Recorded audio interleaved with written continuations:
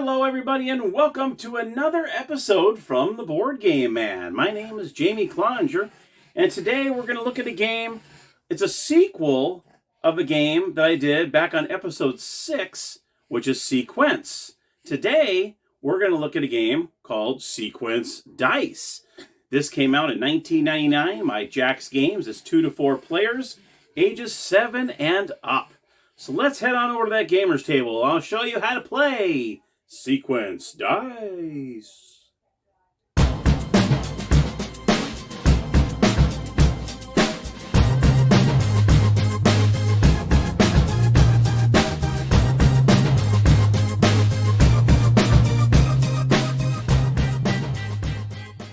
Hello, everybody, and welcome to the gamer's table. Here we are with Sequence Dice. Here's the board. First and foremost, you can see it's pretty tiny. It just folds in half, so it's really, really nice. You also have the blue, the red, and the green chips, and 2 dice. What we're going to do is we're going to do a 2-player game. So I'm going to go ahead and take the red chips out of the game. The object of the game is if you have a 2-player or a 4-player. Now, 4 players is 2 on 2. The object is you're trying to get 6 in a row. You can go horizontally, vertically, or diagonally. If it's a 3-player game, then you're going to try to get 5 in a row, the same way, horizontal, diagonally, or vertically, okay? Every number on the board is on there 4 times from 2 to 12, except for the numbers 10 and 11. Those are both special rolls. And you can see here, 10, you remove a chip of an opponent's chip, and 11 is a wild, where you can set your chip anywhere you want to. Let's go ahead and show you a couple turns so I can show you what happens here. So blue is going to go first. Blue rolls a 7. So he can place it anywhere on these 4 7s, wherever he wants to place it. He's just going to place it right there. So green's going to roll. Green rolls a 6. So he can place it anywhere he wants. Okay, we'll do a couple more rolls here. Blue rolls a 10. That is a remove a chip. So what he can do is he's going to go ahead and remove this chip from the opponent. Okay. Blue's going to roll again. Blue rolls a 5. So blue is going to go ahead and let's see here. It doesn't really help here. And just put it right here.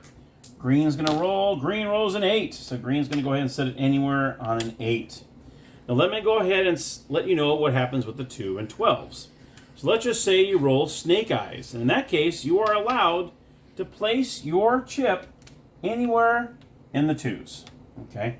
So you can say I'm just going to place it right here. And you get to roll again. That's the specialty about rolling a 2 or 12. You get to roll again. There is no maximum amount of rolls. So if you roll 2s and 12s 3 or 4 or 5 times in a row, you can keep on rolling. There is no limit. So if you're that lucky to roll it that many times in a row, you deserve to keep rolling, honestly. Same with the 12s. If you roll a double 6, you get to do the same thing. You get to place your chip on any one of the 12s and roll again. Now let me show you what happens. Let's just say all the 7s are covered. So all the 7s are covered, and blue decides they roll. I was hoping to be really cool and roll that, but of course I did not. Say blue rolls a 7. All the 7s are taken. So what you're allowed to do is you're allowed to take one of your opponent's chips and replace it with one of yours. Yes. Yay. Okay. The only time you cannot do that, say you remove a chip. Say you roll a 10 and you remove a chip. You are not allowed to remove an opponent's chip on a 2 or a 12. You are not allowed to do that on a 10 roll. The only time you're really allowed, there's only 2 instances where you're allowed to take off an opponent's chip on a 2 or 12. Let's say, for instance, all the 12s are taken. You roll a 12. Yes, you can do that. Say it was green's turn. They rolled a 12. They can take one off and replace it with one of theirs. It's the same rule. Applies all over the place. Same with the 2s. If all the 2s are taken, you roll a snake eye, you can remove one of your opponents and replace it. Or, if you roll a wild and you can place your chip anywhere you want and the whole board is covered. Say it's covered. There's nowhere to put a chip on the board. And no one's gotten 5 or 6 in a row.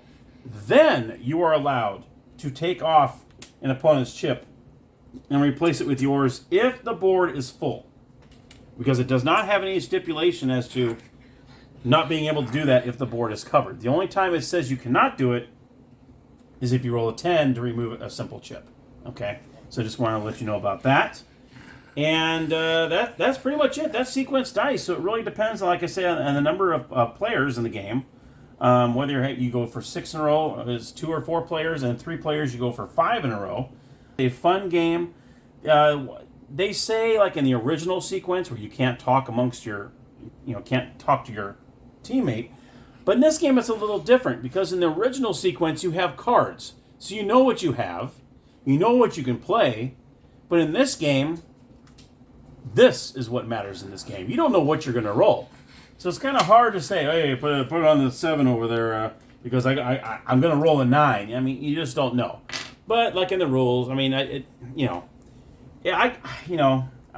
original sequence I can understand because you have cards, but in this one, I don't know if it says anything about not talking to your opponent in this game, but I don't know why not, because you have to roll dice and you can roll anything. So I guess you can do house rule on that, whether you decide you want to do that or not.